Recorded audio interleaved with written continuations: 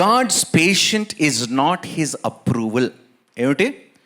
దేవుని సహనము మనము చేసిన దానికి అన్నిటికీ అప్రూవల్గా ఉన్నాడు. అంటే దేవుడు మనం ఏది చేసినా సహిస్తున్నాడంటే అది ఆమోదిస్తున్నాడనే మాత్రము ప్రకటింపబడటము లేదు. It is not his approval నాన్న. చాలామంది విశ్వాసులు దేవుని మౌనాన్ని తప్పుగా అర్థం చేసుకుంటారు. ఇప్పటి వరకు తీర్పు రాలేదని. ఏమిటి?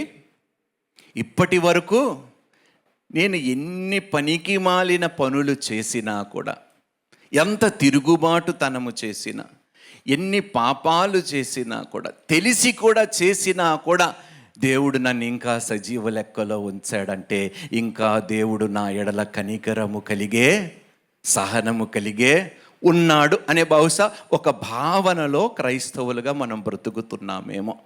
అయితే ఇది తప్పు. ఇప్పటి వరకు తీర్పు రాలేదని, దేవుడు దానిని ఆమోదిస్తున్నాడని అర్థము కాదు. ఇప్పటి వరకు పాప ఫలితాలు కనిపించలేదని, నేను పాపము చేసినా పాపానికి ప్రతిఫలము నాకు దేవుడు ఇంకా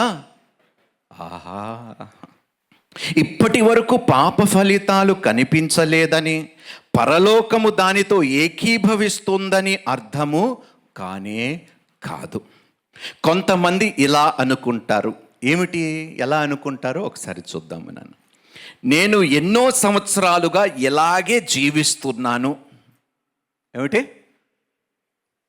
ఎన్నో సంవత్సరాలు నేను ఇలాగే ఉన్నాను, అయినా నా ఉద్యోగం పోలే, నా ఆశీర్వాదములు పోలే, ఇప్పటికీ నా ఉద్యోగం అలాగే ఉన్నది, నా కుటుంబం ఇంకా కలిసే ఉంది, నేను ఇప్పటికీ ఆరోగ్యంగానే ఉన్నాను, ఏమీ జరగలేదు, అందుకే దేవుడు దీనిని సమ్మతిస్తున్నాడేమో.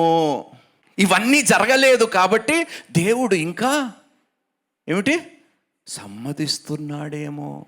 కానీ కాదు, దేవుడు దానిని ఆమోదించటము లేదు. I been living like this for years.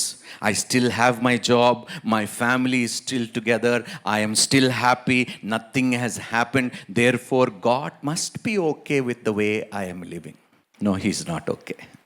And God is not approving. దేవుడు నీకు తీర్పు ఎందుకు తీర్చలేదో తెలుసా? ఇంకా ఎదురు చూస్తున్నాడు, తిరిగి వస్తావేమో.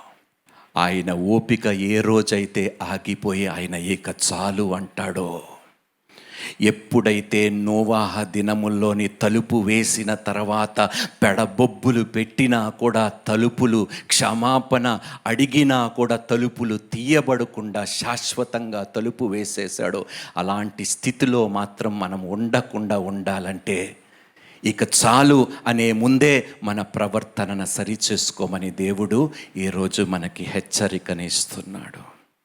సరిచేసుకోమంటున్నాడు మన జీవితాలని దేవుడు.